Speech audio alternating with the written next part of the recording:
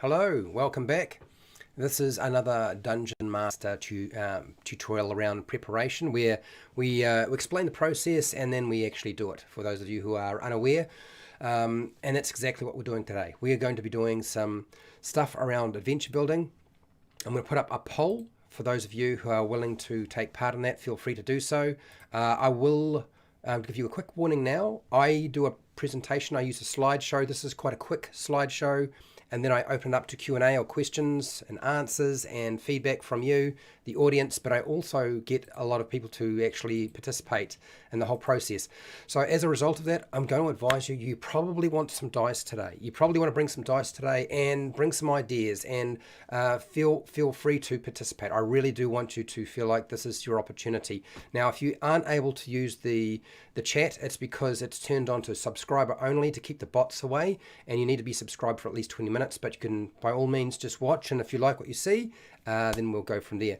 So as I said, slideshow, Q&A, and then we actually make an adventure structure, okay, so that you kind of got an idea of how to do it yourself. All right, I am pretty much ready to go, so we will fire into this, and yeah, I hope that you enjoyed this.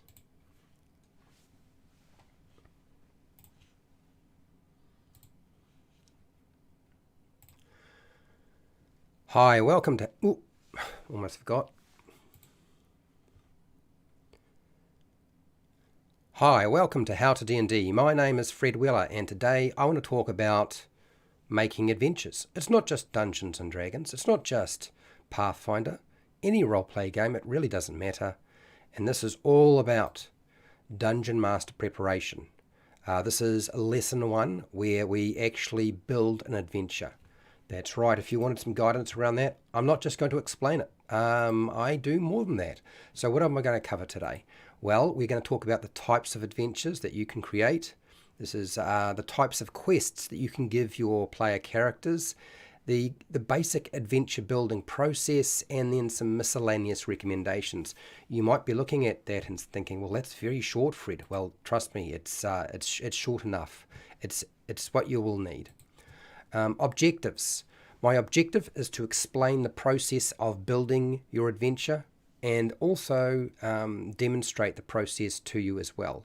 And I also want you to participate with me, because this is the whole point of these things, is so that you actually participate in some way.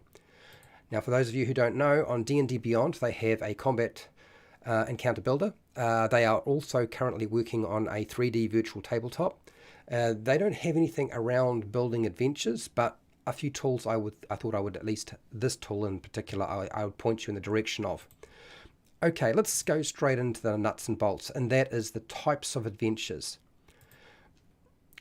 There are about 3 different types of adventure structure. And the first one is your sandbox or your hex crawl adventure. This is where the characters start at a set location, but can venture out to any new place or location they would like, and they can just explore. They can go north, south, east, west, or in between. And then the next one that is also used, and that is the linear adventure. This is where the players, characters, will start at a beginning point or a beginning location, and they follow a set path to a climax in the story. They have a very strong plot line compared to the sandbox and hex crawl. That doesn't mean that the sandbox and hex crawl doesn't have any kind of plot, but often it's just a solitary goal that you're trying to achieve. Whereas a linear adventure will probably have set plot points that you're going to move along. The third one is the point crawl adventure. This is built from meaningful locations that are connected by multiple in-world pathways. They look like a branching tree. And a linear adventure may have branches, but this is what a point crawl is.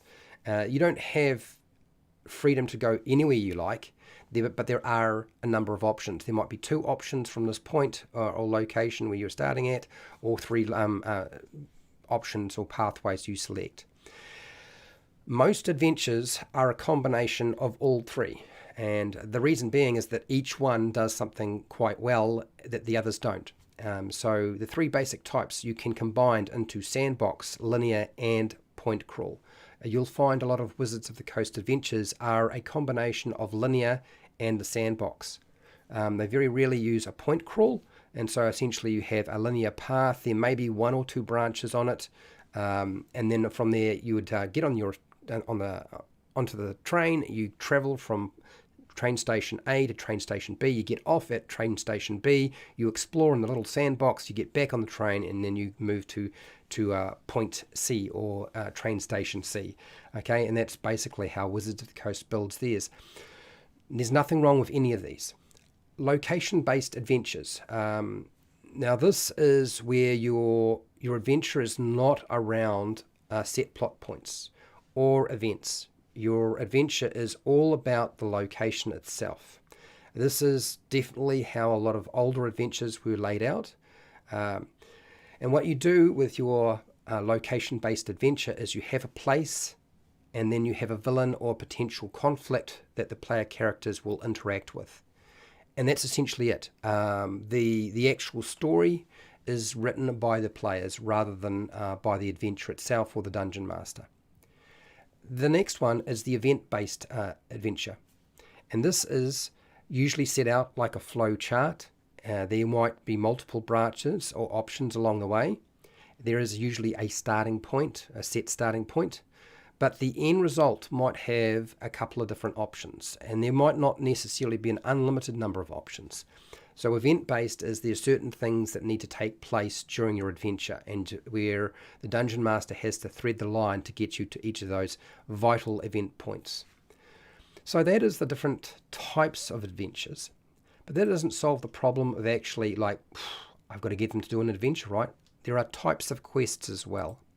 The sort of thing that you use in your game to get your players interested.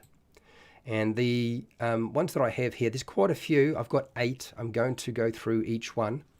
You have the fetch quest. This is when the characters have to get something from another location that is potentially a long way away or a long distance away, and they have to bring it. So you're fetching something like a dog. The best example I could say of a fetch quest is Avengers Endgame, where all of the heroes have to collect up the Affinity Stones, and they then have to form a gauntlet, put the stones into the gauntlet, and then have the snap happen again and bring back everybody who disappeared. So if you've already seen that movie, great, and if you haven't and I've just spoiled it for you, I'm sorry, but I thought that was the best example that I thought that people would understand. The second one is the delivery quest, and this is where the characters are in possession of an object, a person, or a piece of information, and they must deliver it to a specific location. And probably the best example of a delivery quest is Lord of the Rings, where you take the one ring, Frodo takes the one ring to Mount Doom, has to throw it into the lava and destroy it, ultimately vanquishing the evil in the land. That is a delivery quest. Number 3 would be the protection quest. You have the characters escorting a person safely to a second location, potentially, or a set location. You might even set this protection quest in one location and they don't actually travel at all.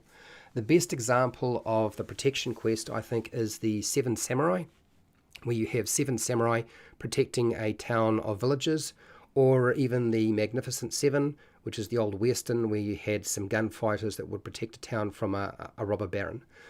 Also, Multiverse of Madness is a good example. Doctor Strange, Multiverse of Madness, is another good example of protecting an individual from danger. Number 4 is destroy quests or kill quests. They require a character to go on a monster hunt or vanquish a main villain or break an object. And by far the simplest way to explain what a destroy quest or kill quest is Star Wars, because almost all those stories revolve around that. We have to destroy the Death Star. We need to defeat and destroy Darth Vader or the Emperor, or we need to go and destroy the second Death Star, or Starkiller Base needs to be destroyed as well. I mean, it's very much about destroying and killing, Star Wars. Okay, next, 5. Investigation quests. This gets the characters to find new information to investigate a mystery, solve a crime or a problem. And the best example of something like this is Sherlock Holmes, where he is presented with a problem or a mystery, and he is required to solve the crime, and he does that with Dr. Watson. And so Sherlock Holmes is probably the detective is the best example of that. Number 6 is negotiation quests, which require a character to deliver or persuade someone that is going to involve diplomacy or some sort of intrigue, perhaps even trade. So we're really around deceiving somebody, persuading someone, and that's what a negotiation quest tends to be. Now, what would that look like? I think Star Trek is a good example of this, or Avatar. And I'm talking about James Cameron's Avatar, where you're trying to negotiate with the natives, and then you've got the off-worlders, the humans, who are trying to take a natural resource, and can we find some common ground? It doesn't go well, obviously. Negotiations do break down. Star Trek is very much about exploring new worlds and locations, and trying to get past the differences that we have with an alien race. So that's sort of Star Trek. Number 7 is survival quests. They force a character or characters into a dangerous situation that they have to get out of. It might be a natural disaster. It might be an army on a warpath. They might be trapped in a prison. There are many ways it can look, but essentially it's survival. The best example that I can think of for this is Alien, the original Alien movie, and the Terminator movie, also done by James Cameron. So Alien is where you land on a planet, you find a strange ship and find these eggs in here, they hatch, and suddenly you've got to survive the alien that is trying to kill everybody and impregnate its babies and everybody, and sort of take over. And then, of course, there's the Terminator, the cyborg that tries to track you down by traveling through time, and essentially an indestructible machine, and you've got to find a way to survive and hopefully destroy the thing, which does eventually happen. Okay, the last one is number 8, attainment quests. This has a character seek a treasure, like an object, a person, but other things could also be included. So it doesn't have to just be an object or a person. It might be political power or a political position. It might be a piece of land. It might be a castle or a structure. It can be something. And the best example I can think of for an attainment quest is Moana and Finding Nemo. With Moana, Moana is trying to find a green stone which will rid the world of the darkness that is taking over the sea. Finding Nemo is about trying to seek and find a lost baby fish named Nemo. And so it's all about an attainment. It's all about attainment and trying to seek out that particular lost fish. Those are the best examples I can think of in terms of the quests that you might have. Now that I've covered that, and there's quite a bit there, I know. Basic adventure building. What does that look like? What do you need essentially for your adventure? Well, you need to have your adventure title or designation to differentiate your session notes from something else. Now, you're not necessarily writing for a published piece of work. In fact, none of this advice is designed for that at all. It's designed around you running your own games rather than running somebody else's game, okay? So running your own adventures. So an adventure title or a designation, so it's separate from everything else. An adventure hook or an adventure goal, and if you don't have an adventure hook or an adventure goal, then you need to have at least an adventure recap for what happened last time, using maybe 3 or 4 sentences, just so that the player characters know what they're going to be doing next during this session, okay? You'll find a lot of the adventure goals that you can utilize in your game are actually in the Dungeon Master Guide for Dungeons & Dragons 5e on page 72 to 81. You need to list the player characters and make sure you have written down the player characters' names, their class, their race, their floor, and a goal. And you want to do this in note form. So one word is good enough. Try to make nothing more than a sentence is probably too much. So one sentence does it all. And you might need to just use keywords for this. Adventure locations. I'm going to suggest you want to have a variety of different adventure locations for your adventure, and 5 in total is probably all you need for one session or one adventure, depending on its size. I'm looking in terms of a adventure you can run in one sitting. So what would you need to have? You probably want to have a village, a town, a city, or a tavern. This is usually going to be your starting location. Make sure you write down the name of the location and a basic description so you know what it is. Okay, sometimes the name doesn't tell you everything. Dungeon locations can be found in the Dungeon Master Guide for Dungeons & Dragons 5e. Refer to page 99, 101, 113 to 114, and then 292 to 301. Pre-made maps and realistic historic locations can be your inspiration. I suggest you utilize them wherever possible. Now, this might also mean you need to have a separate page from your adventure, which would be your map when you draw out your map. The next thing, a list of 5 non-player characters. You want to have 5 at least. I probably wouldn't say you need much more than that. That's probably enough for a session. Otherwise, you've got too much to work with. NPC names, you want to make sure you have your NPC names. You need to have a basic appearance, a bit of personality to them, motivation, and what sort of NPCs are we trying to build?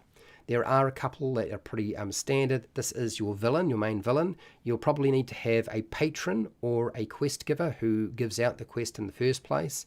You might have a victim if you have a victim involved in your adventure. You might have a helper, somebody who reveals information or assistance in some way throughout the adventure. And also a mentor has a similar function as the helper. But the difference between the mentor is going to be there for a lot longer. It won't be just for one single adventure. It's probably going to hang around a long time. I know the mentor and the patron can have a dual purpose in some cases. Now, any additional NPCs that you have are just extras. They are the extras in the background. You can use them as shopkeepers and other NPCs that crop up when you need to. Now, one of the best ways to actually build your NPCs is using the backgrounds in the player's handbook. See page 127 to 141 of the D&D 5e player's handbook. Backgrounds are excellent at helping you fill out those details, and I have a lesson that covers this, by the way. Creating NPC characters in your you can find a whole bunch of stuff in your Dungeon Master Guide. If you look on page 89 to 91, you'll find there is some stuff there. It's not the best. I still think the player's handbook's actually better than the Dungeon Master Guide. If you need villains' goals, the goals that a villain might have in your story, then I'm going to refer you to the Dungeon Master Guide. See page 94 to 95, and there's a fairly extensive table there that pretty much gives you everything you need. Now, if you're familiar with Sly Flourish, Rory's Story Cubes are also a good way. You roll 3 or 4 of these to determine the different aspects of your NPC, and that'll help sort of build them out.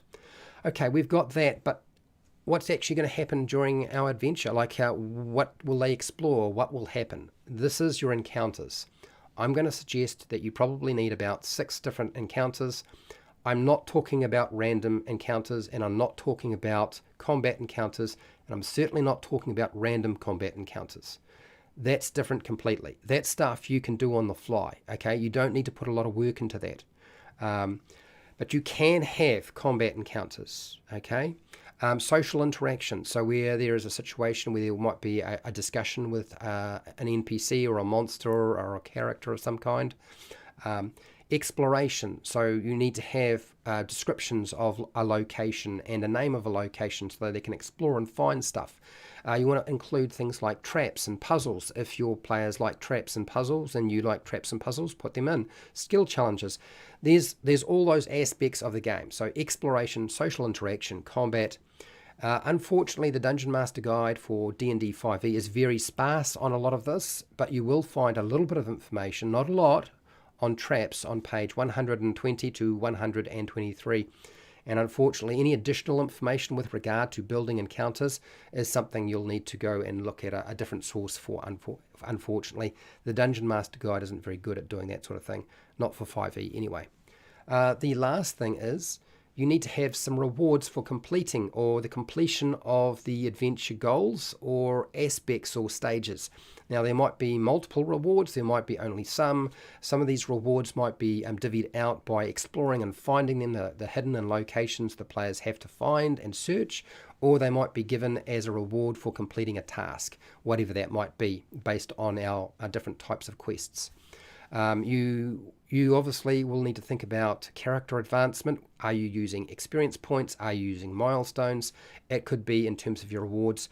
Are we dealing with magic items? Are we dealing with giving them political power? Are we going to give them some other type of treasure or money? Are they going to have some sort of improved non-player character relationship that they can use later on? There's a lot of different things that you can use as a reward, but it's very important to ensure that the goal is actually a goal that players are interested in. There must be some sort of reward system involved, and often just character advancement isn't enough, but it does not necessarily have to be a magic item, by the way, for those of you who are thinking, oh, I've got to put magic items in here. No, it can be other things. I always give out miscellaneous recommendations when I cover this sort of stuff, and my recommendations to you are the following. Don't spend all your time on developing one concept of your adventure. It's just the structure, get it done. Okay, you can put this all on one page. You do not need to sit down there and write 20 pages worth of material for your adventure. Stop sweating the creative ideas in your adventure, okay? You don't know what other people will like. Like, you don't know what your players will enjoy. You don't know what, you will probably have a good idea what you enjoy, but you don't necessarily know what the players will enjoy. It's one of the things I've always found is, even though I thought my players would enjoy something, it's from my perspective, not from their perspective. So don't sweat that stuff, okay? Don't let somebody else's feedback on what you have created impact your desire to run the adventure. One of the things with an adventure is the only way to know if it's any good is to simply run it. You can't just look at the adventure and say, that's a good adventure, that's a bad adventure.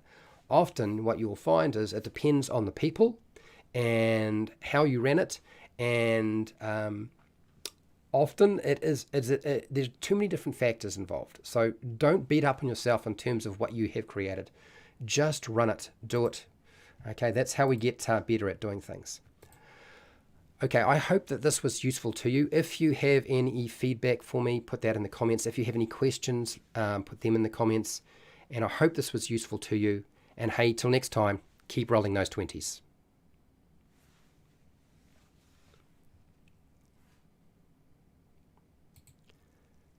Okay, I'm not gone. I'm going to zip on back over here with my face and go through the chat, and then we're going to get started because we have limited time to get quite a bit done. So let's see if I can find my face again.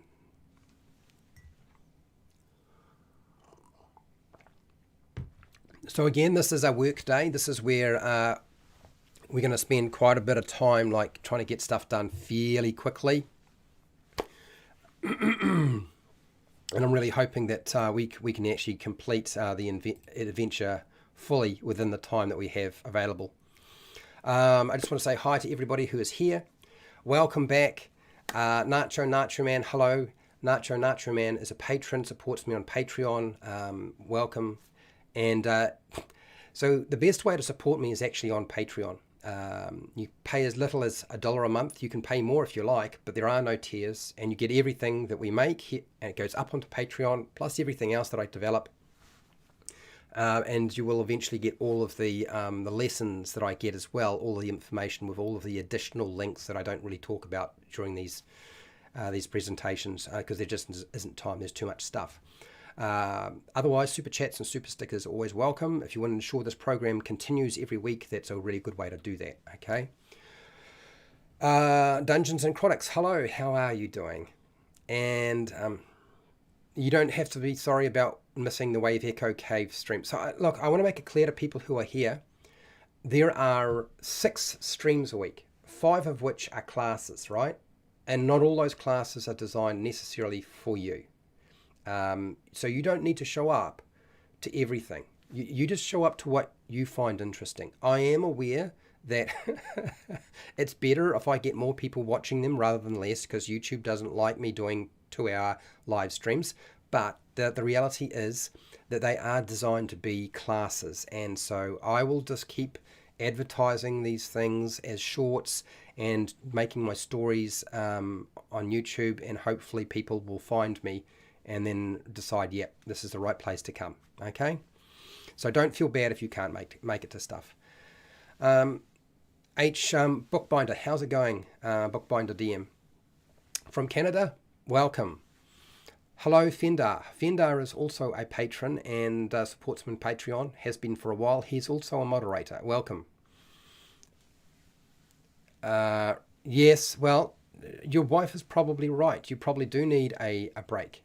Nice to see you include the Drider idea. So Nacho Man, the idea for the Drider has been included for some time. The only difference, I guess, is, I mean, because I've run that, how many times have I run it now? I think it's at least 3 times. Maybe people haven't noticed. One of which was on Nighthall, and the other 2 are on YouTube. So it's been there. It's just maybe somebody has missed it. That's all. Okay, so let's have a look at our chat.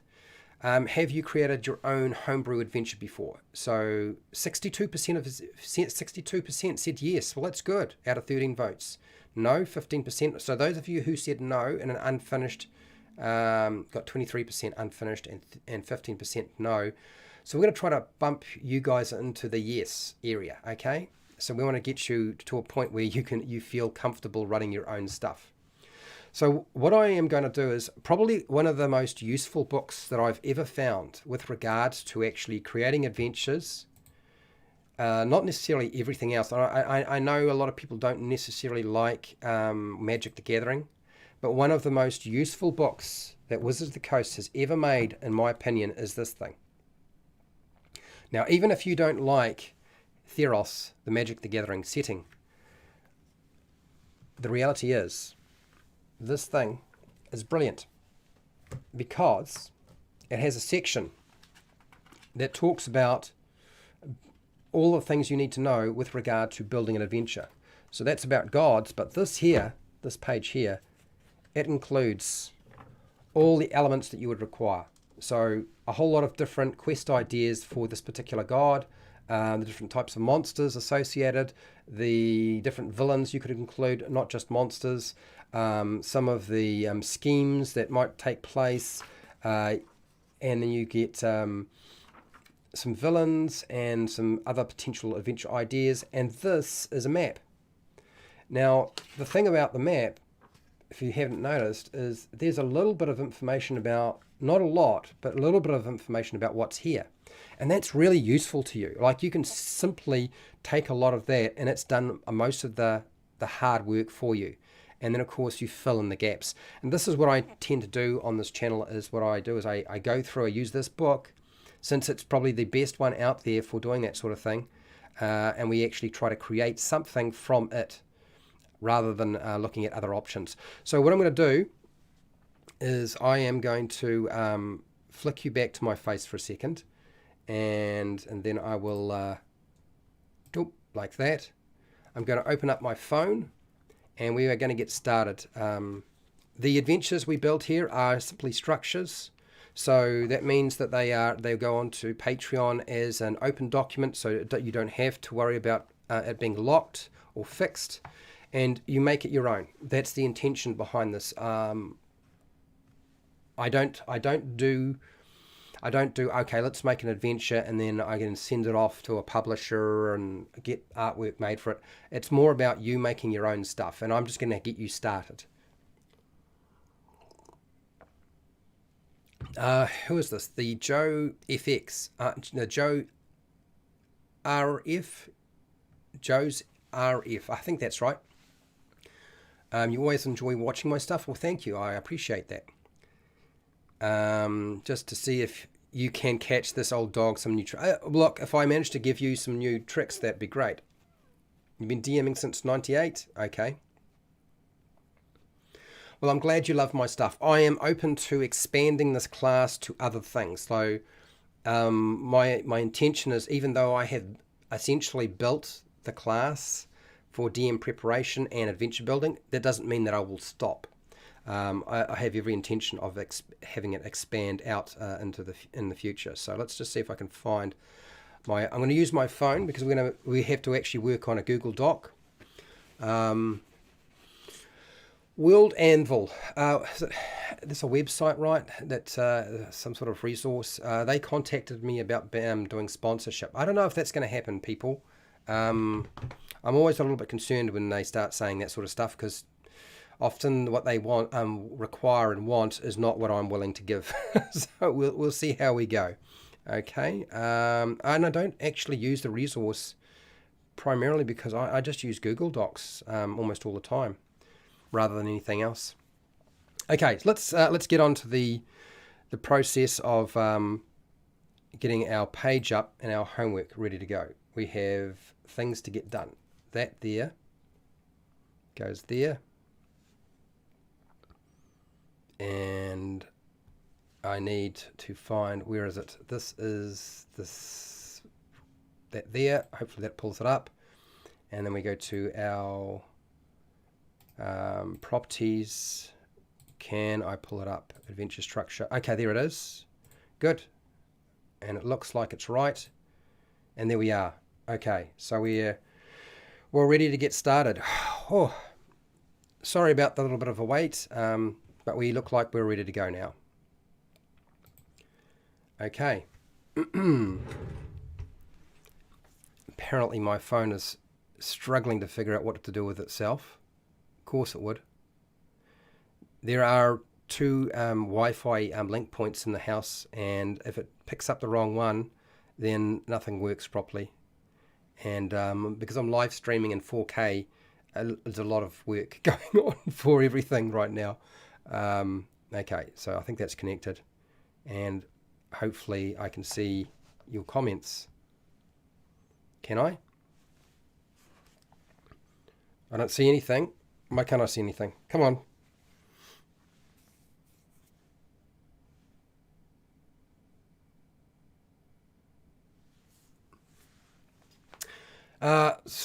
Come on, baby, just work. Like this isn't that hard. Just do your thing.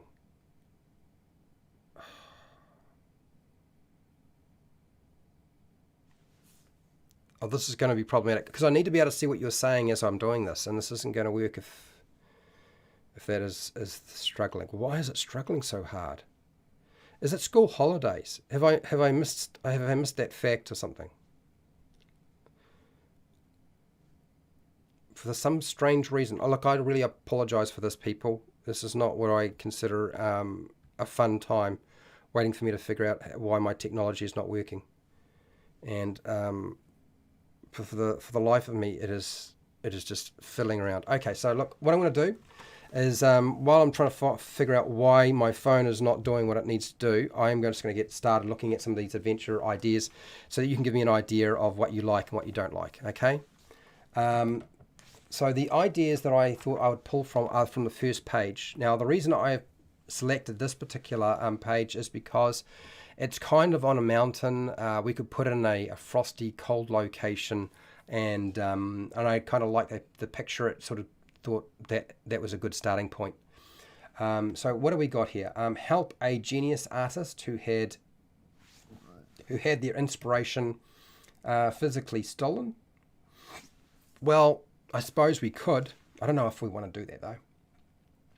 Break down a ruling structure that stifles ingenuity and creativity. Really? I'm pretty sure that this god is supposed to be the god of storms. I wanted a storm god. Bring together lost icons of power to create an incredible storm with a might to halt a great threat. Okay, that's better. I think that's a better idea. Find a long-lost artifact that bestows ocular visions upon the user. It's like find the big MacGuffin. I suppose it's I'm not terribly fond of that idea. Defeat the champion of another god in battle. Oh, defeat the champion of another god in a battle of wits. Now that's more interesting, but quite potentially difficult. Find and restore a lost art form, arcane technique, or crafting method for the glory of, is it Kronos? Which basically is a rip-off of of Greek mythology and Roman mythology as well. Frankly, let's get real. We know what it is. Okay, well, that is an interesting problem there. I hadn't really considered that to be what I was after. I think it definitely needs to be around storms. So, what is the best way to contend with this? I'm kind of still a little bit unsure. What's the best way to contend with this? And we need to get started because a lot of time has passed already. Bring together lost icons.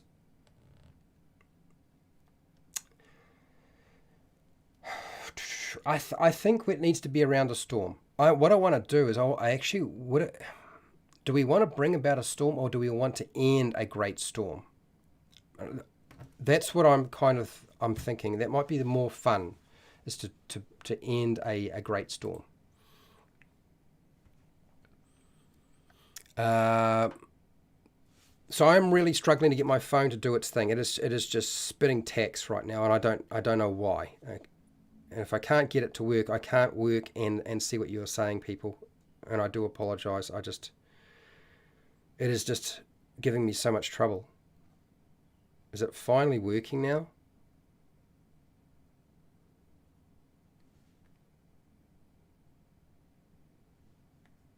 How is this possible? You can see me in YouTube now. I know. Just bear with me. Okay, this isn't working. What's going on that's wrong? What have I done? What have I done that is wrong here?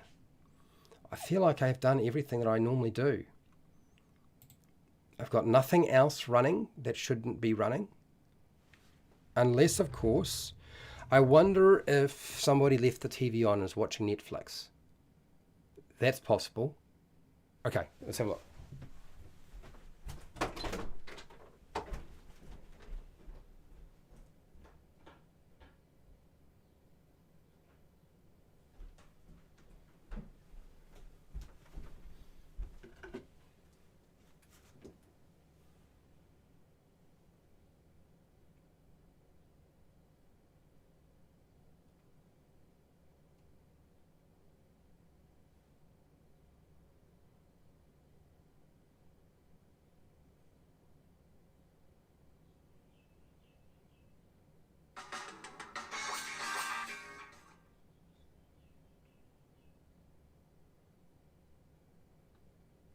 Okay, all right.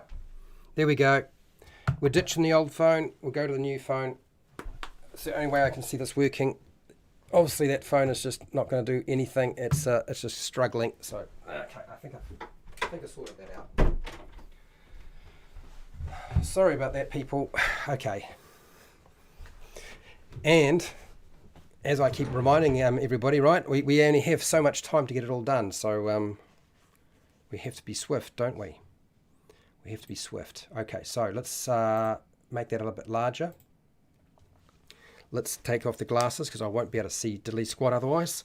No, it wasn't that. It's just for some reason it's not liking me trying to do that. Maybe it's just the phone. Maybe it's just the phone. Fender. So the storm can be a continuing hazard when we need it. Yeah, sure. Thunderbolts, lightning, very, very frightening. Okay, why don't we start a storm for once? Maybe there's a good reason to instigate a disaster. Well, I suppose, Seeker, that's not a terrible idea. I feel like it would be more fun to end it. Lunchtime here. I'm on the same time as Fred. A phone, Zoom call, okay. Daylight savings will be good for me. I don't know about that. Okay, so here's what we will do. I'm still not completely sure what our adventure hook should be. So I'm going to put into the text here, type in hashtag what adventure hook for a storm. Now the reason I'm going to do that is because I am stuck. I am actually stuck today. For one reason or another, I'm a little bit stuck. I don't know why. Maybe it's because I've been doing too much. That's possible. So let's have a look at that as our opening. Is like, let's see if you guys can come up with some ideas. But it's got to be around a storm. Can the storm be caused by Titan-like creatures fighting?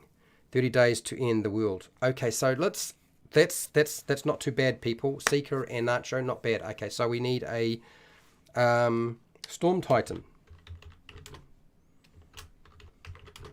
Is trying...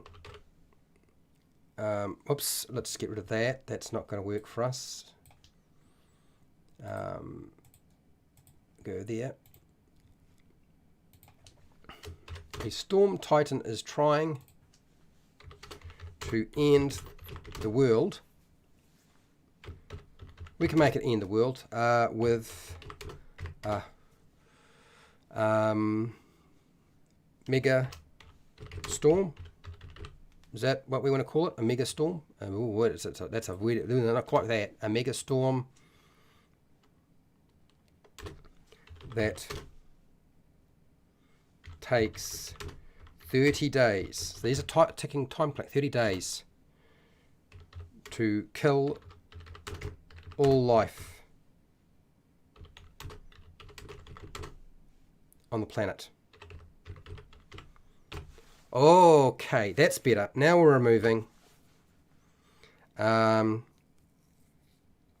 Dragon might Lightning Breath have committed a grave sin. I think a combination of Seeker and Nacho. I think that was what we needed to do. So how do we? So that's what's happening. But what do they actually have to do? They have to go somewhere to stop this. That's really what we're looking at. Is they have to go somewhere to stop this, and let's create an ocular flux. So that's kind of like a temple of the gods, a temple to a god. Let's make it the temple to this particular Mythic Odysseys god. Okay. The characters need to seek out the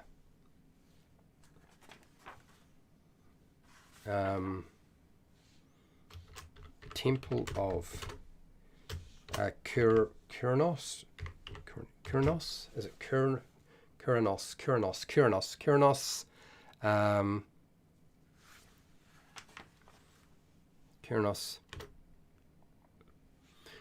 Now, what are we trying to do here? That's where we're trying to go.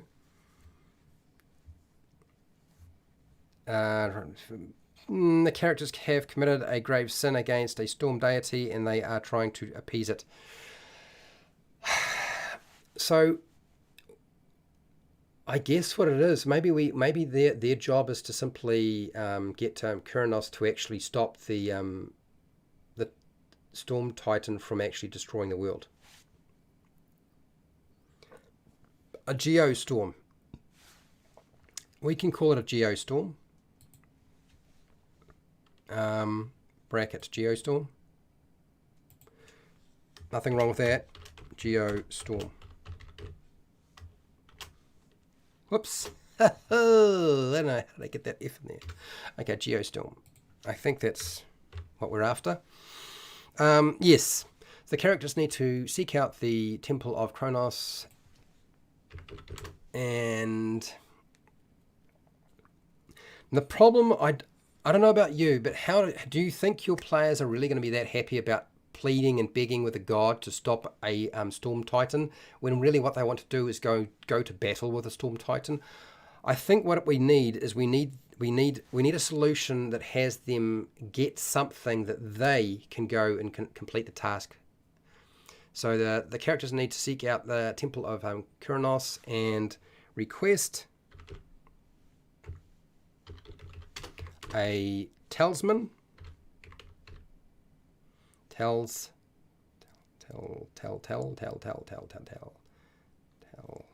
telsman that will imprison. Let's go with imprison the storm titan and end the world destroying storm. I think that's kind of got what we needed. Find a solution. Two titans fighting, causing the storm. That could be, Nacho, that could be that we could do something like that. But I think maybe that's and end the world destroying storm.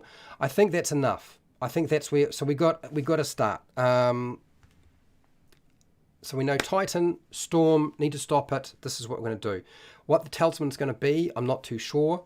That's a good question we need to ask. What is the talisman? What is the talisman? We need a name, and kind of what it is. I think that's probably where we need to go, right, with that.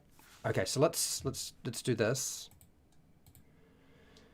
And we need a title for this, but we can come back to titles later. I always feel like that's kind of like near the end, isn't it? So let's just get started with some of the things we need to contend with. And I'm going to ask you to give me 5 player characters. These are, look, that you can use actual player characters from your games. That's fine. We will probably use them as spare NPCs anyway, since we're not actually, it's not being based off my player characters or necessarily your player characters. So you can make up something, that's fine. So what do we need? We need to have the name, their race, and their class. Probably the key things. If you've got a bit more, about a sentence. So let's hashtag it. Create a PC. Name, we need a name, name, race, it gives us some sort of defining features, race and class. And really, why are we doing this? Because what we want is the name. Like, extra names are always good. Okay, so I'm going to let you guys come up with that, and I'm going to get ready to start typing some stuff in here. But I also want to start working on the next bit, which is locations, because we've already determined that there are some different locations we need. And I think I know what I need to put in here right now, so I will.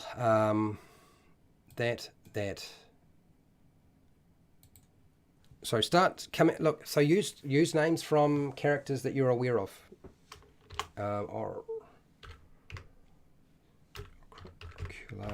So the other question we need to name is, what is the name of the Storm Titan?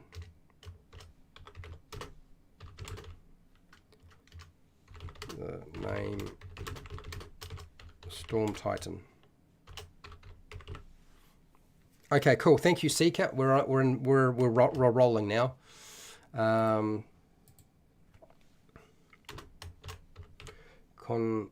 Conflux, ocular conflux. This is going to be Kyrkos'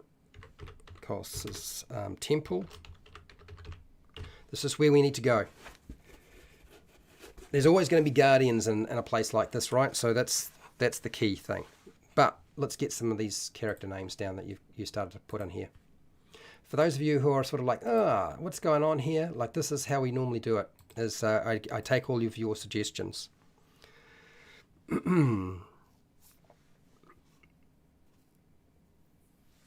Okay, all right.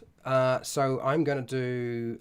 It's going to get weird in a second, people, because you'll know I'm going to be flicking back and forth and cutting and pasting, because that's actually quite a lot faster, even if it's not cleaner in terms of the watching process. But here we go. Copy. Back over here, paste it.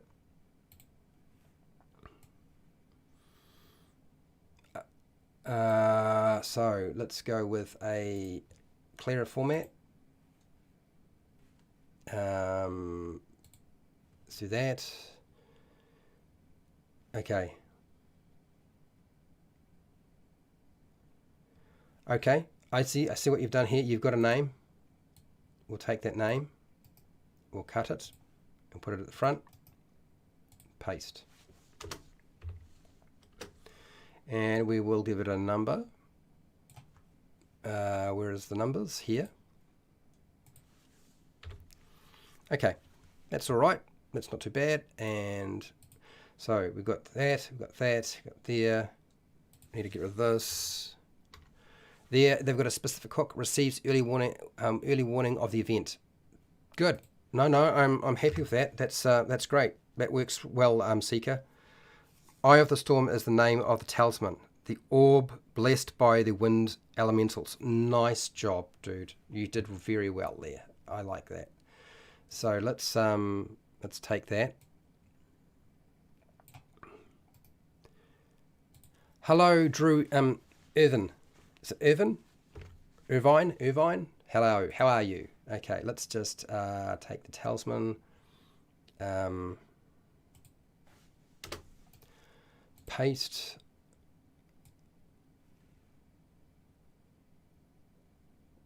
And we need to get rid of the formatting on that.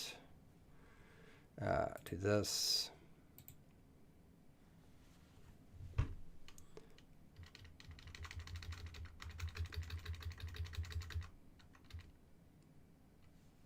Okay, so what have I done here? A different format? It is. That's the issue. So we'll just take this and go here. And that's better. Eye of the Storm is the name of the talisman and all blessed by the wind elementals. And held by Kronos. Okay. Good. Nice job. Well done. Okay, so we got a Triton fighter and you got a name. That's excellent. So we'll put that in.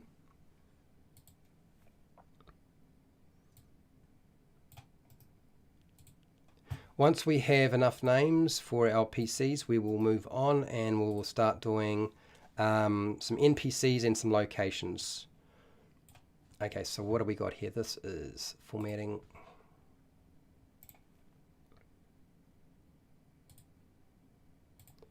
Okay, and then do that. Xanos, Triton fighter. That's fine. We got that one. Who else we got here? That's Seekers. Who else? Leaf the Druid Turtle. Nacho. Fine. We can do that. Leaf. Turtle Druid. Done. That's that one. Who else? Yeah, get weird. Absolutely. I'm fine with you getting weird. Howler. Okay, yes. Howler. Genasi. Wizard. Okay. One more and we're ready to move on, eh? Cool. Awesome. No snails today. Yep. We're not snailless today, people. Who's this? Zephyr, the Haragon cleric. All right. Have I spelt that right?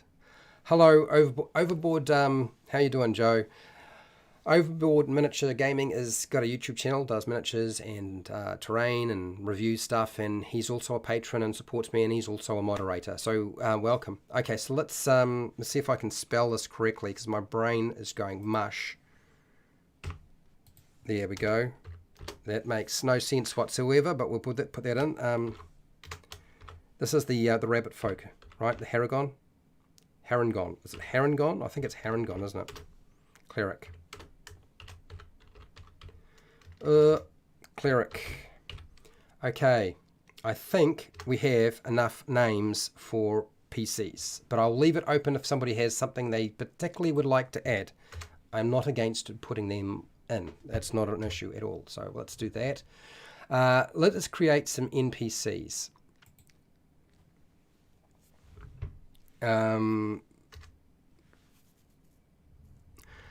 Okay, so for those of you who are looking for the snail, the world of snails that we made, it will go onto Patreon.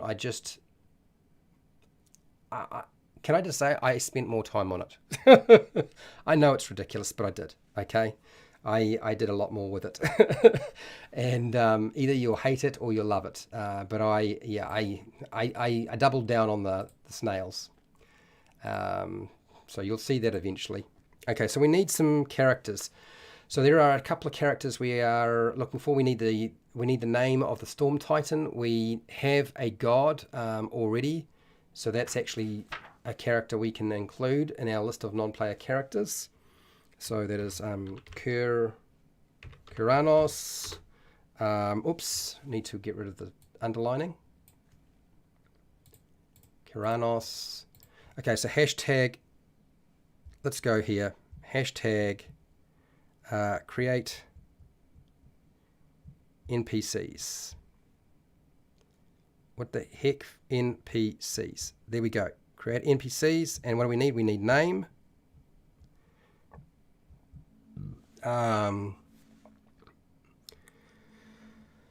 Name, appearance,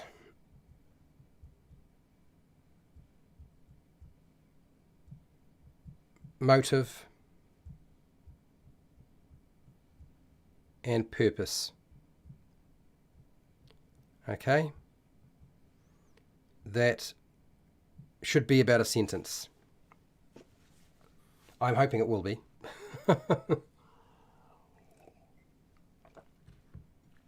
So this is God of Storms. And also, what do we got to say about this? I am. Let's go with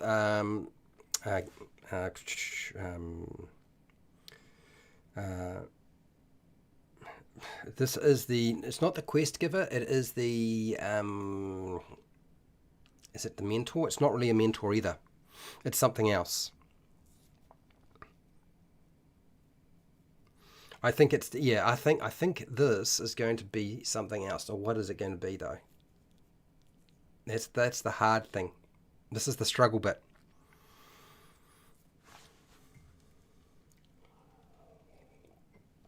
Right, I'm going to mark this one here while you guys are coming up with your NPC names. And I will put this. This is at least one name we've got. We also need the Storm Titan. Question mark. Storm Titan. They are the villain. Villain that creates. Oops. World-ending storm. There we go. We just need a name for that character. Handsome, narcissistic, and green. The sea elf prince, skeptical of the quest, needs to be bargained with for safe passage through the Kurnos temple. Seeker. Okay. All right. Okay, so I see that character. I'm going to take that character, since we now have one that isn't me, and we will plug that, copy that, rip it, stick it in here. So this has actually got a particular purpose. You've actually done a pretty good job of filling that out too. Nice. And we need to go here. Doof. Put that there. Handsome, narcissistic, and green. And green. The sea elf prince, skeptical of the quest, needs to be bargained with for safe passage through the Kurnos temple. Yes. Okay.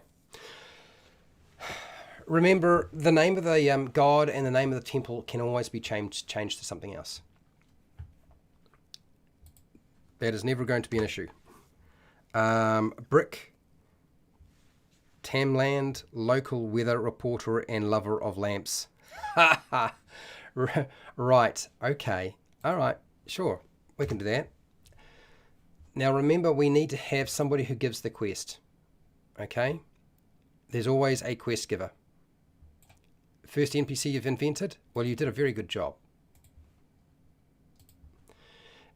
There's going to be a lot of first times here, people. If you hadn't figured it out, since I'm all about getting you to come up with the ideas, and I'm really actually, if you hadn't figured it out, I'm just jotting down your stuff. Like that's what I do, is I give you a prompt and then you fill in the gaps, and I then take that stuff and I plug it in and try to turn it into something that makes a bit of sense. So, hooray! Brick Timland, we're going to go local. Weather reporter and lover of lamps. I don't know what we'll use that character for, but we've got one. And we still need the name for the Storm Titan. For those of you who are sort of thinking, there's still plenty of time to come up with some ideas around that. And we definitely need to have a patron, or should I say a quest giver. So let's write down quest giver. That's what we want. We don't have a quest giver right now, so we need to have one. So while you guys are working on that, it would be nice to have like the name of either a mountain or a mountain range or a snowfield, something that's sort of evocative. So I'm just going to start thinking about that stuff while you try to come up with the name of our Storm Titan and the name of our quest giver, or any other NPCs that you like the idea of including. Feel free to go nuts, people. I mean, it's fantasy, so we should be allowed to do what we like. So we need to have a... let's do this. A grand observatory. Do we want an observatory? I feel like an observatory would be good. The grand.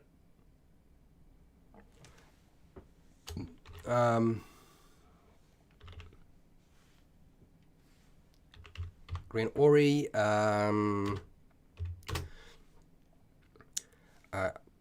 huge mechanism that what would it, that represents the planets and astral and astral bodies in motion. You know, like from the Dark Crystal, there's that scene where you have that like huge mechanism with the different planets and moons all moving around each other. I'm thinking that kind of idea. I like the idea of including something like that. If you've got a better idea of describing how what that would be, then let me know. Patron. Okay, so we need to. So Fendel, you've got our quest giver. What we need to know is ultimately how does this quest given? Like, you know, is there? Are we just going to present it nice and simply? Like, the reason the world is coming to an end and it's only got 30 and it has 30 days before it's all over is because of this Titan, whoever they're called.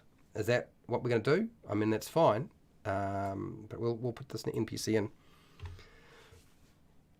Let's take your idea. Copy, and we'll paste it in. There we go. It's our quest giver. And that will be that. We'll make this that text. Give it italic. And I think Bronze Dragonborn. He's demanding, but hedged, good-hearted, and he is. I'm going to get rid of patron. I'm going to just say quest giver. Okay. I think that is going to make it a little bit easier.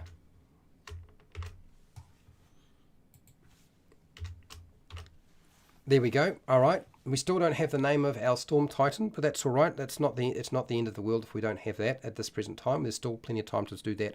I should be taking a break, but before I take a break, I am going to punch in a couple of different ideas. So I didn't say observatory, and I want to put in a telescope.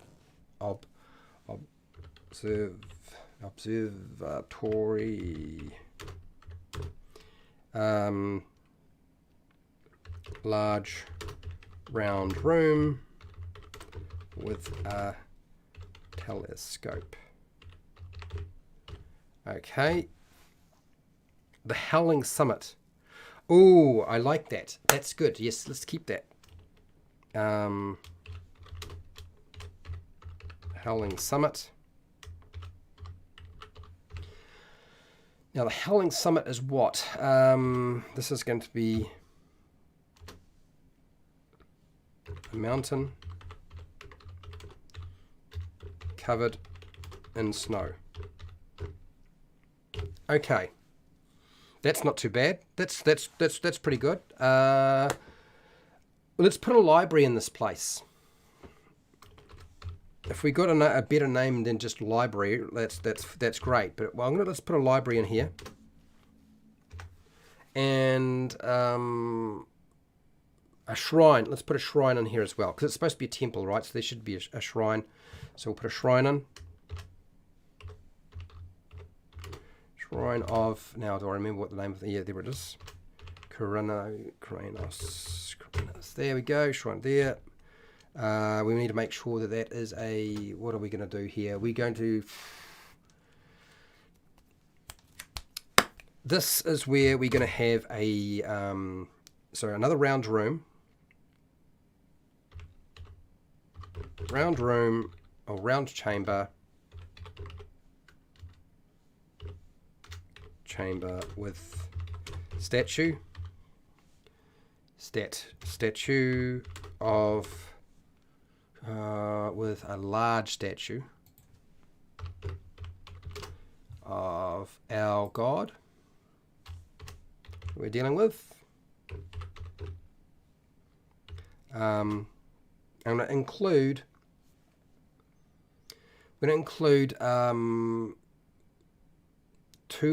four large pillars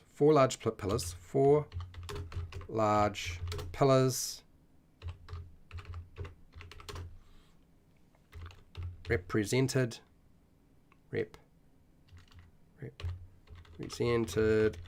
by the four elements,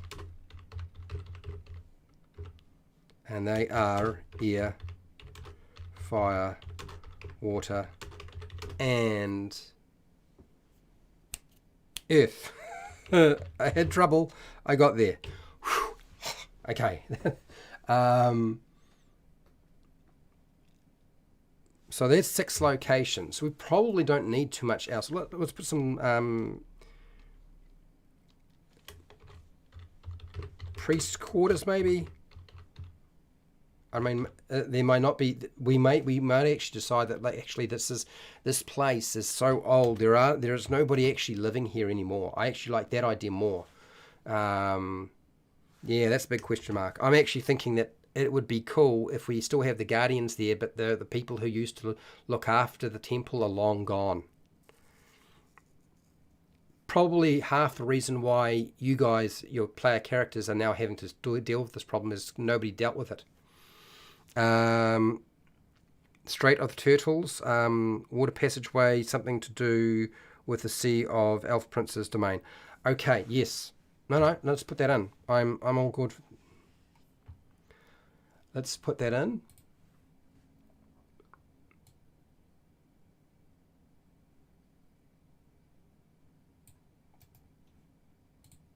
We also need to have a starting point, a starting location. You remember how I discussed about our locations? We need to have a starting location. That's going to be important. Strait of Turtles, a water passageway. Okay, I'll come back to that. So we need a starting location. So that could be a tavern, a town, a village. What's our starting location?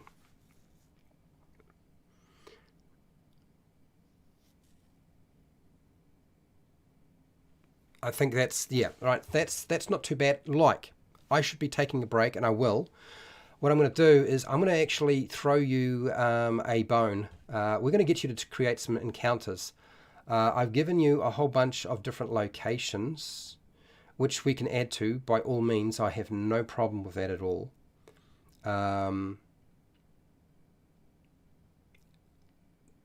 And let's put in another location.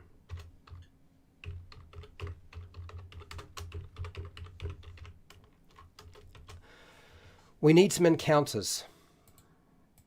So let's go down here. Hashtag create some encounters. Now the encounters kind of need to they need to revolve around the temple. Rather than the stuff that's outside of the temple, we want to sort of focus on that, but we can have some stuff leading there. Ultimately, we need to have an encounter that is with the god of storms. Otherwise, it's not going to work. Create an encounter.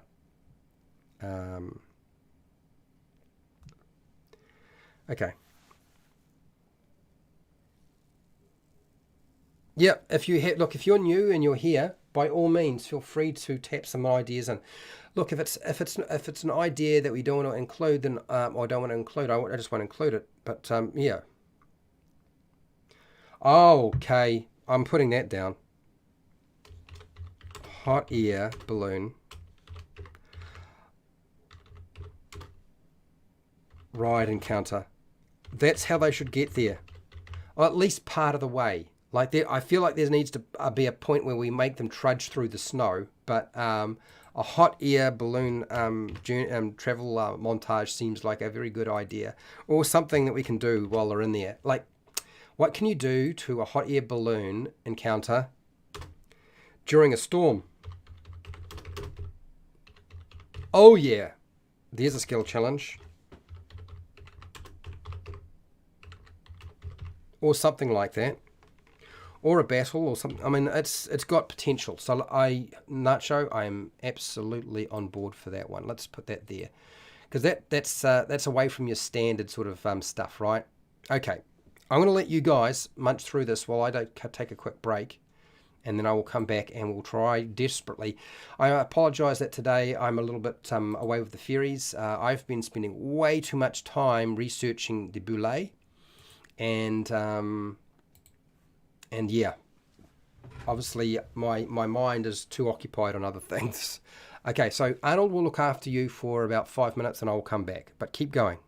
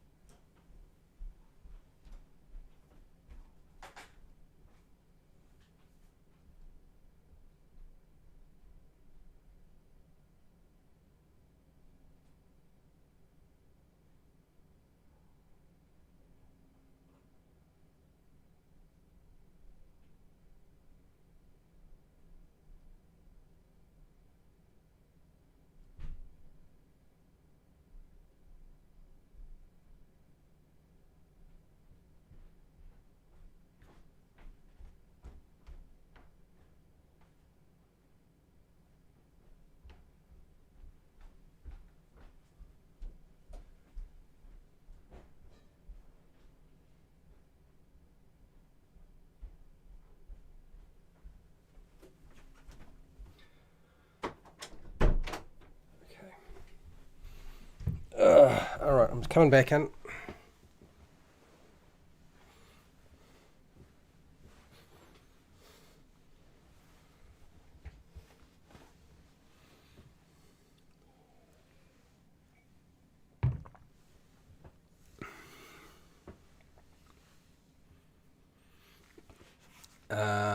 Okay, let me just move back to where we were. It's my window. There we go. So, how are we doing, people? Have we come up with some library of the library? The Four Winds Library.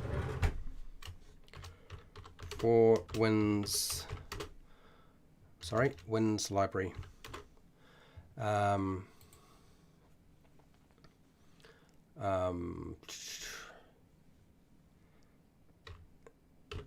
Indicating that the most powerful air currents come from the north,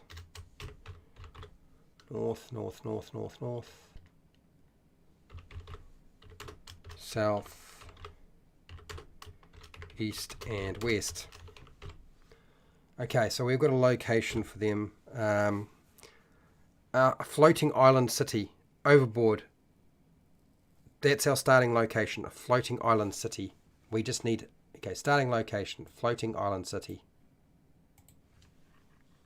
We just need a name for it.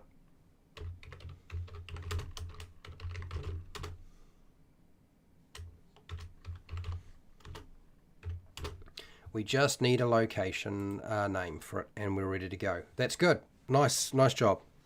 Now, Seeker, what have you got here? You've got down, maybe the balloon has to be tied to a boat or a giant turtle. A giant turtle.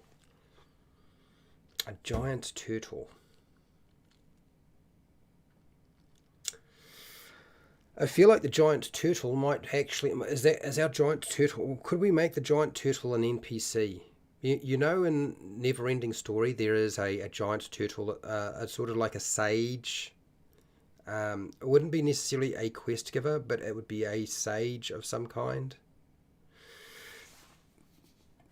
I'm going to sort of separate the idea of the balloon and the turtle, like flying a kite, because it's probably going to detract us from actually doing the adventure location itself.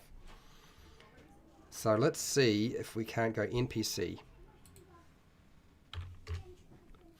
And we don't have a lot of different encounters at this present time. But what we can put in here was put in a turtle. Giant. It doesn't have to be a dragon turtle, does it? Giant turtle.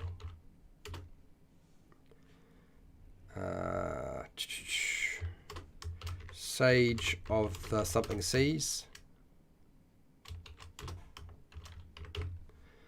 So let's make this a sage. We're going to make it a helper.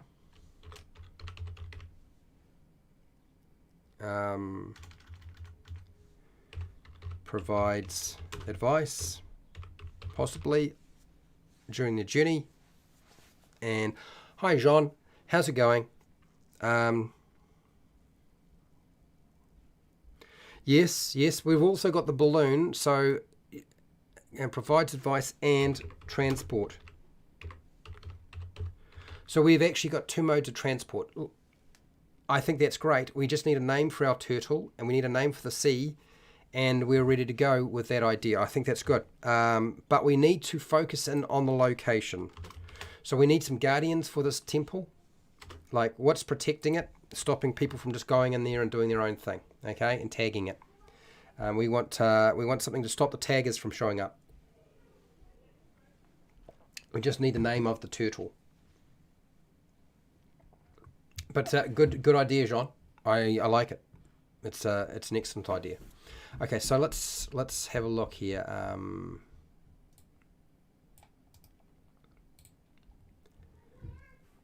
an encounter that we need to include is going to be convince. Whoops. Let's do this. That's not the right one. There. Convince. An underwater entrance. We're going underwater again, people, and we're not underwater. I don't know what we're supposed to do with an underwater. Yeah, I think you're going off in a different Skylands or the Palisades. Okay. Yep. That's better. That's not too bad. Let's go with that. An underwater entrance to this place. So what you're suggesting is what we're actually looking at now here is, because remember we have certain locations that we're working with. We have a temple. Within the temple there is a huge mechanism with planets and astral bodies that move in a set formation. There's an observatory with a telescope. There's the Howling Summit, which is the mountain which is in snow that has the temple on top of it. So we've got that.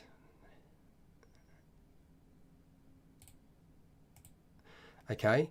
We've got the Four Winds Library, which is inside the temple. We have the Shrine of Kuranos, which is inside the temple as well. We've got possibly some... no, not peasants' quarters. Is it peasants? Priests. Priests. Should be priests. I'm actually going to eliminate... I still don't like that idea. I think we just leave that. The Straits of Turtles. So it's a water passage somewhere.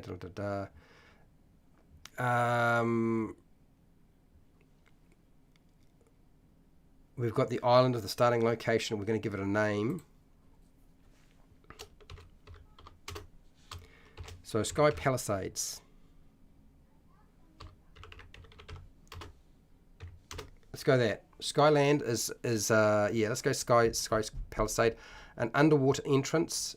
We can make an underwater entrance. So I feel like we need to include, if we're doing this, probably an ice field. What do you call it? You know, when you have icebergs and so forth. Okay.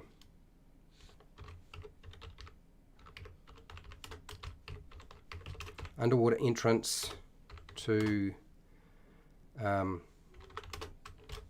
Howling Summit. There we go. I think that's got that. Does that make sense? It's starting. I think it's starting to come together a little bit.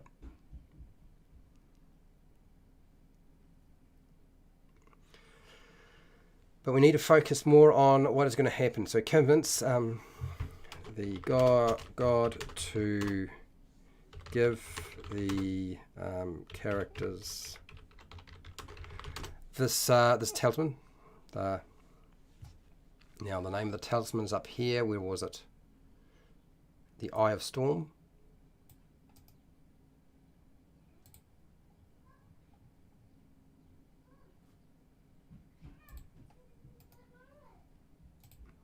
The Eye of Storms. Let's just go storms. Tundra. No. I was thinking like a sea of icebergs. I'll just write sea of icebergs for now because I can't think of anything else we're focusing way too much on the travel there, and we're not focusing enough on filling out the location.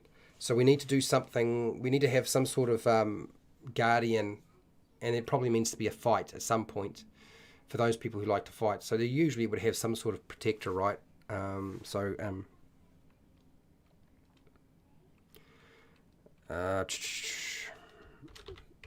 Okay. Sea of icebergs. Something like that. I think that's the location. Yeah, we've got location. That's all good. Got that. We don't have a name for our turtle. Tundra. I'm almost tempted to call the turtle tundra, frankly. Convince Kunos that. Yep, we'll do that. Probably need to have a conversation and an encounter, a discussion with the great turtle. Maybe that would be fun. Like, but there's no point putting it in unless we have like a name for this character, because right now it doesn't have a name, and we don't really have a name. The Sage of the something sees, whichever sees this is part of. Encounter. Steal a talisman from its pride of place in a collection. Okay. So rather than convince, maybe they decide to steal it. Yep, that could happen. We could do that. Let's go there. Copy. Go back. And we'll put that in. Because that's potentially what something players might actually do, right? Is actually try to steal rather than talk. That's not unheard of, is it? Steal a talisman from its pride of place in a collection of pride of place in pride of place in the shrine of Kronos. Okay. An ice golem. Now we're talking. Good. We needed an ice golem. That's right. That's what we needed, an ice golem. I'm going to put the ice golem. Yes. That's more like it. More than one ice golem. Ice golems protect the entrance of the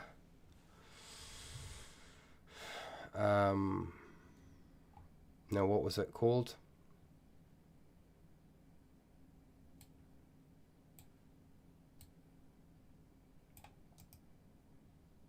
No, we'll take both of that and we'll just port that over. Copy and put that in. Now we have a guardian. Entrance of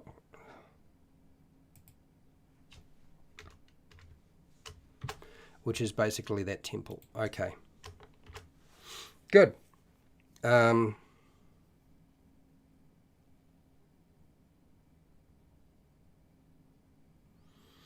Getting way too complicated now. Kill some people in league with the Titan who have, like, now you're talking about event stuff, and we're building a location-based adventure. I mean, I appreciate the suggestion, Seeker, but I want you to focus on doing something with the location. Like, what can we do with that? Like, and so we've got some stuff there. Jean, the sea elf will still need something for whoever they can help the players get to the temple also. No, forget about, we're not going to the temple. Forget about encounters that go about going to the temple. We've got a balloon ride. We've got a giant turtle. We just need to get them there and have the adventure at the location. Okay, people, focus in on that. It's very easy to get sidetracked when you're making an adventure. You can wind up with all these little strings, and they just go nowhere. So we have like a partial sort of couple of events and a little bit of a linear journey to get to it there. Then once we get there, there really only needs to be two. We're not trying to write a huge adventure. And then we have our location, which is probably going to be made up of roughly, I don't know, 4 or 5 places within the temple, right?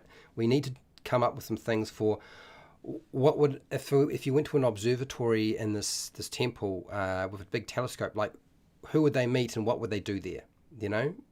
Or what would they find? Or in the grand orrery, this great huge mechanism, what would happen there? How do we use that location to make it fun? If we go to the Four Winds Library, for example, like, what would you find? Is there something? I mean, it seems like a place where you would have to find and search for something. Actually, maybe that is what we need to put in down. find a scroll. Your idea of the scroll is actually going to be ported over to there. I think that's what we need to do. Copy.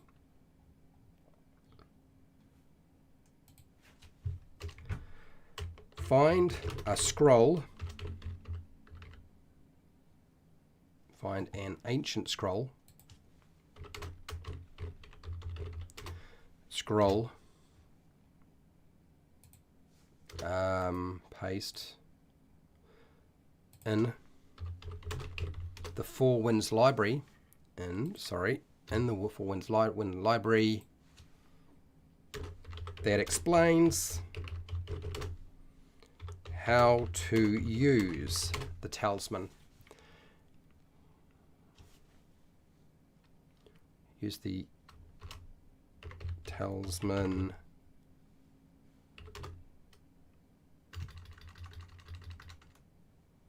the Eye of Storms. I think that's actually now we've got something that they can do. So there's a reason for these different locations other than they're there. Does that make sense? I think that's going to be a better fit. Okay.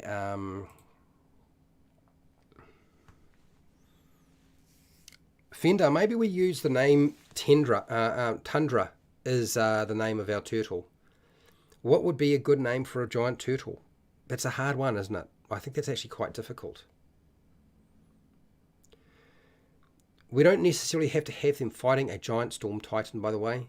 Maybe because that seems like that kind of is like a silly thing, whereas it would make much more sense to you have to actually use a talisman and and shut it down that way, rather than trying to face it off and fight it. Okay, what do you got here? There needs to be a second entrance if they have no chance of getting past the golems. Yes, there does. Maybe if they have the scroll of alternate paths, a secret scroll of safe passage. Okay. Yes, there probably does need to be a second entrance if they don't get past them. Well, I think what we can do is we can just make sure that there's always a cliff face. We could actually put them on a cliff face. Cassio. A nod to Cassipedo from okay. All right, so this is the name of our Mombo. This is the name of our giant turtle. Cassio. Sage of this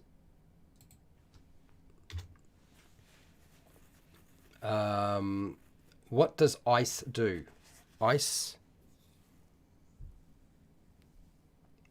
Sage of the cracking, something else. Come on, my brain is a little bit of stuck here. Thank you for that, Fender. That really did help. We now have a turtle with a name, which is good. We don't have the name of the Storm Titan, unless, of course, you're intending the Storm Titan's name to be Cassio. I hope that's not what you were. Ooh. Okay. All right. So that's not so bad. So if we've got a Sage of the something seas, what does that look like? I'm still not too sure what to call that. So we're going to leave that for now. But we're going to take this giant turtle and we're turning this into an encounter.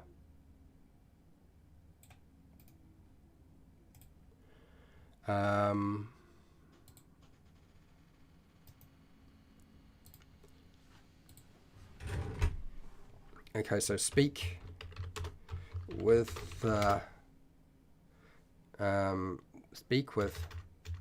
Cassio, giant turtle, for help getting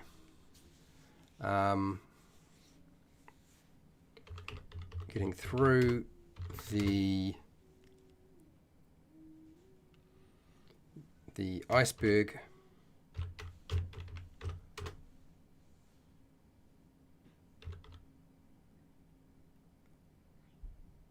sea. Thank you, Fender. we've got a name now. Rombrom. Yep. So we have that. That is probably needing to go over here. It's going to be further up. So we go cut there, put that there, paste it.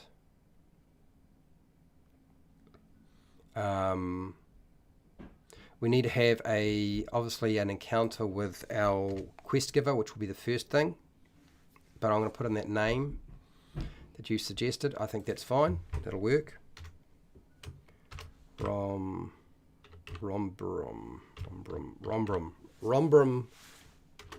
the Storm Titan villain that creates world-ending, that creates a world-ending storm.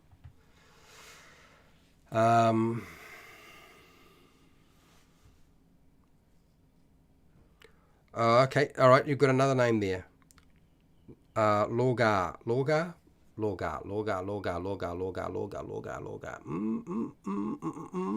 just going to add that to our list, actually. We needed some NPCs anyway, so we're just going to put Lorgar. Lorgar, the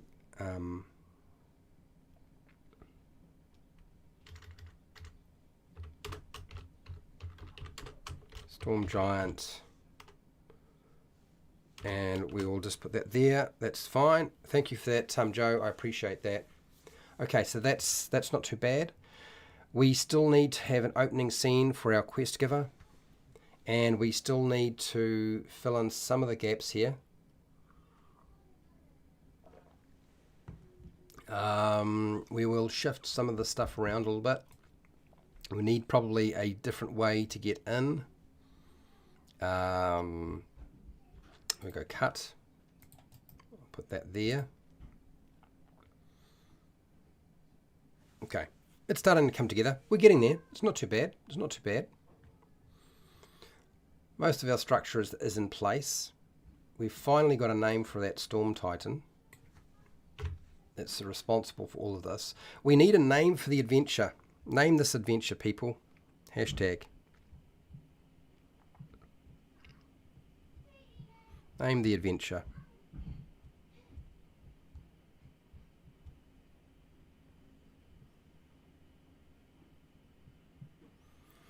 Okay, so we need to take our Dragonborn quest giver and we need to build an encounter around that particular NPC.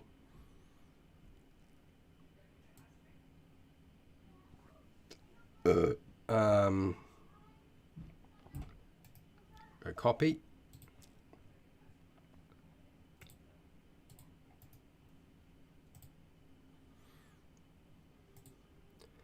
Okay, so they find a person that calls itself the Sky Watcher at the Ori. Okay, they are concerned about the storm and offers the characters some divination in exchange for a piece, for new piece for the mechanism.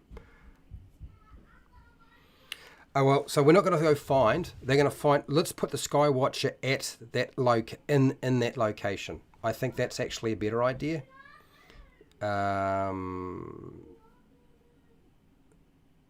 So let's go here. I'm going to call Sky Watcher. What would the Sky Watcher be? Sky Watcher.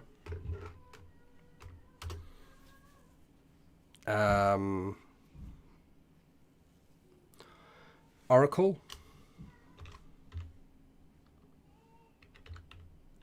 Whoops, Oracle. Question mark. Okay, so we've got a character. And what we're going to do is we're going to have the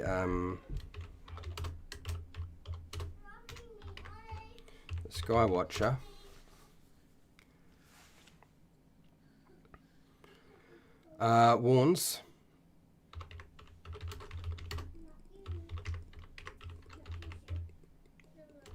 Warns the characters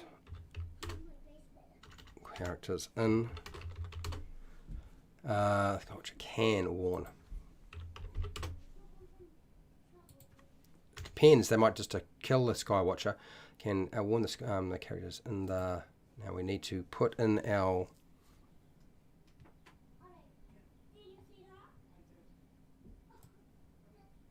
Grand Array. Copy this. Where is it? Paste. The Skywatcher can warn the characters in the Grand Array. If let's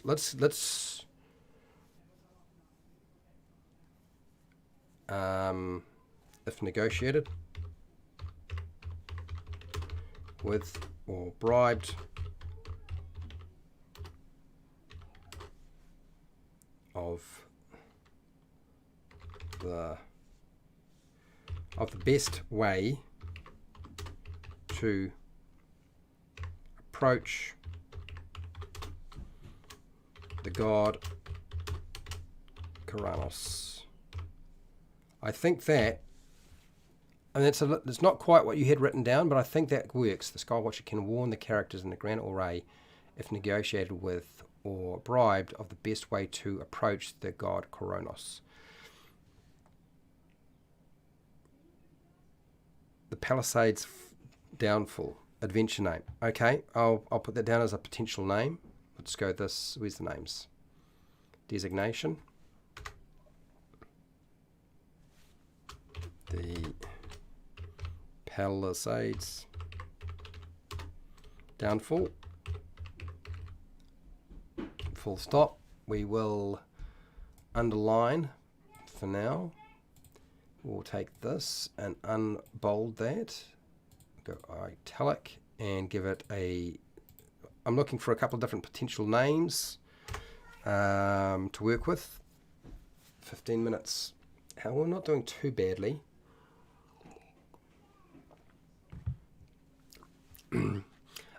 To be fair, I don't think this is the easiest adventure. I mean, I don't think has any of the adventures ever been that easy to put together. Even when we spend maybe an hour and a half doing the basic structure and following this format, and we're not actually like doing a huge amount of work, it's still difficult. Skyfall. I'm actually going to say, yeah, let's call it Skyfall. Like the James Bond movie. Yeah, okay, sure. Let's go Skyfall, as in Skyfall, that way. You were joking, Fender, but I've written it in. Seriously, I think that's actually not a bad name. Skyfall. Dorgar's Revenge. Yeah, if that's the name we wind up using, we'll put a question mark there. Okay, so we've got our basic quest to get this talisman. We've got our player characters. We've got a bunch of them here. And we've got our adventure locations, and there are many. We have wound up adding quite a few. Do we want to do anything in the divination chamber? Do we want to do anything with the observatory, which is where the telescope is? If anything, I don't know how you feel about it, but I feel like a construct. Maybe we have a construct in the observatory that's purpose is like to always be on watch. I almost feel like sticking a Modron as one of the NPCs into the observatory, or maybe even not just one, but a lot of little robot-like creatures into the observatory, who was responsible for taking down, records of what's happening with the stars and the world as they see it through the telescope. I mean, it's all about order. I guess the other thing is we could potentially put Modrons into the Grand Orrery, because they would then look after that mechanism. It could well be the same. You're right. It could well be. The divination chamber does not need to be a thing. We could just leave that.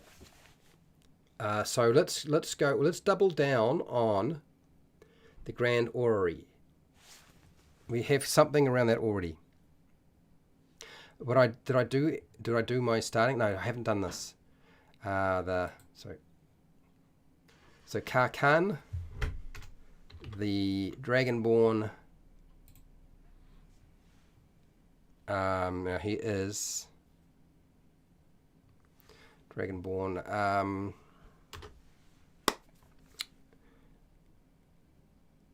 I don't know. It's going to hire. It's going to ask. Do it. Let's stick some Modrons in there. Okay. Well, let's do that then. I think that's sort of answered that question.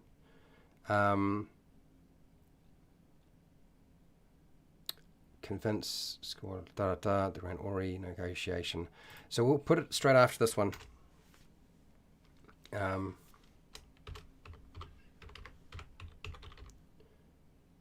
Oh, maybe that is the answer.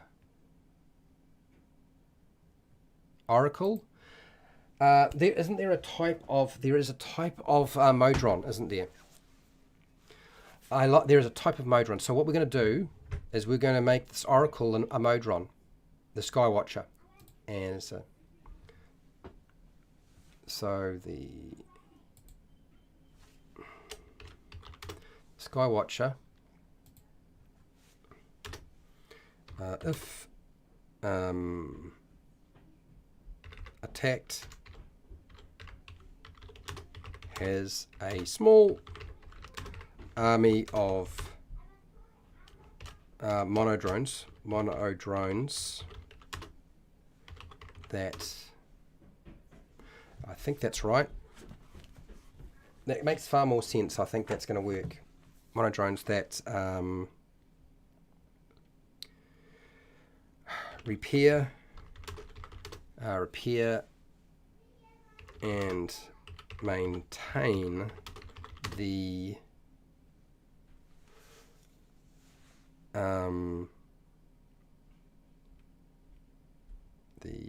I guess solar astral body mechanism. Astral body mechanism. I think that's not too bad. Okay, so where are we? We're running out of time. I've only got 10 minutes, and we need to nail down a couple of things. So let's. I still want to place something in the observatory, and I'm just trying to figure out what it would be. What does it look like? We haven't put any traps in here, which is fine. I mean, that's fine.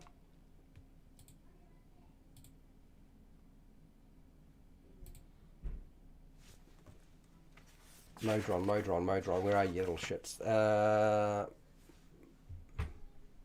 Monodrone, okay. Monodrones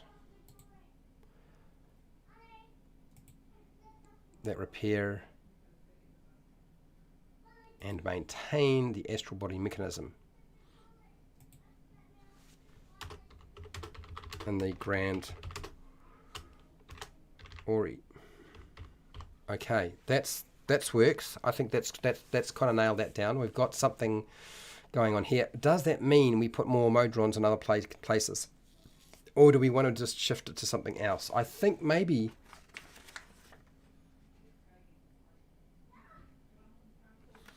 we need to have some sort of elemental creature in there. I don't know. It's hard to know. That's quite difficult to sort of, not so easy to figure out.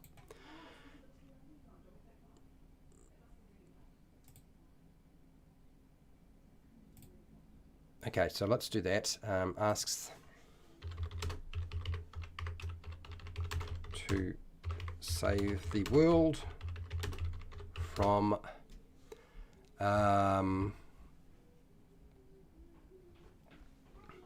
destruction. Now, where's our starting location?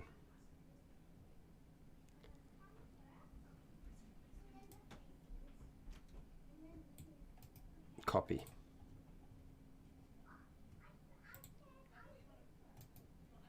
paste. From destruction in the Sky Palisades. Okay. That's not too bad. That's not too bad. Okay, so we need to make this. We need to make the Skywatcher a reasonably powerful one. I think what we will do is we will set it as a quadrone. We can't make it any higher than that, I don't think. So we'll go Oracle. And it's going to be a quadrone.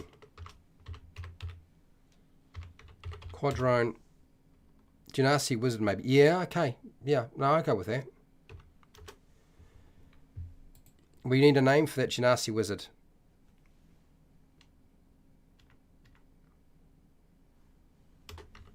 The Grand Orrery.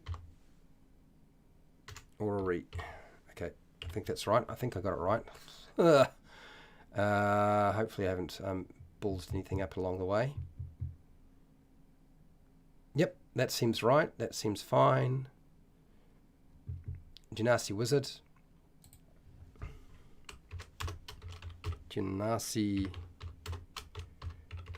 Wizard. And the observatory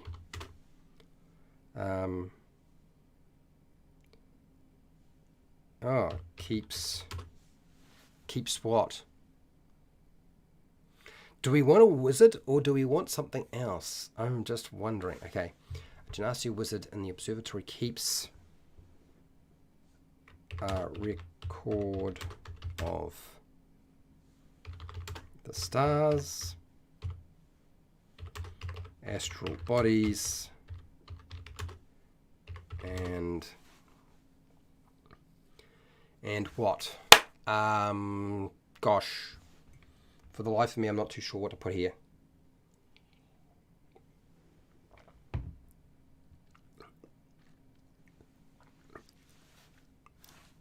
And storms. And storms. And storms. Let's just do and weather. And weather. Let's do that. I think that's fine.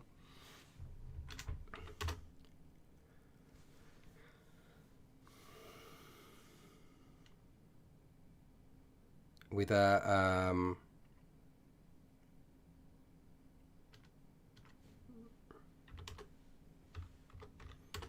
Who, what, who, something. We need to do something with this, but I'm not too sure. Okay. And, yeah. Genasi Wizard and who.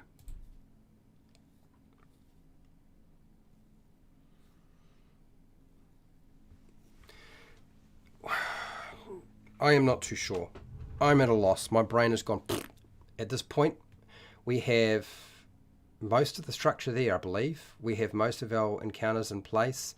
We have a bunch of NPCs to do what we need to do. We have the necessary NPCs we required.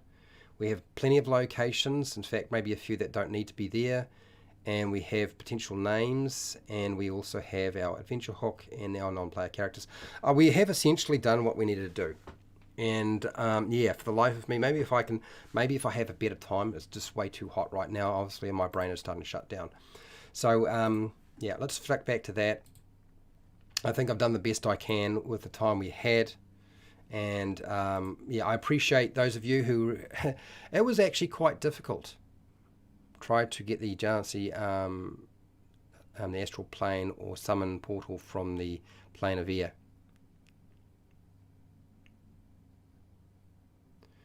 Oh, I see.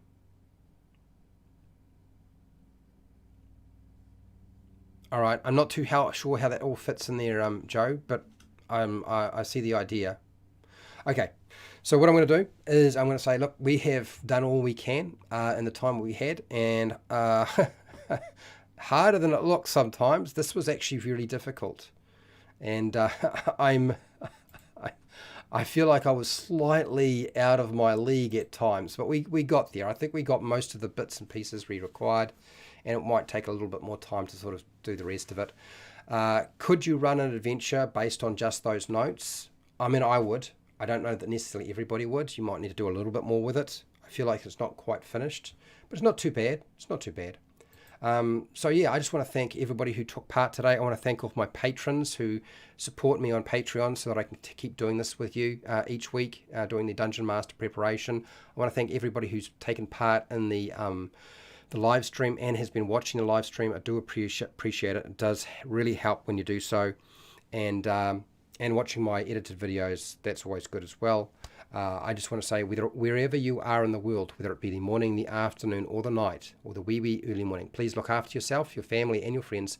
Be nice to your neighbours, and hey, till next time, keep rolling those 20s.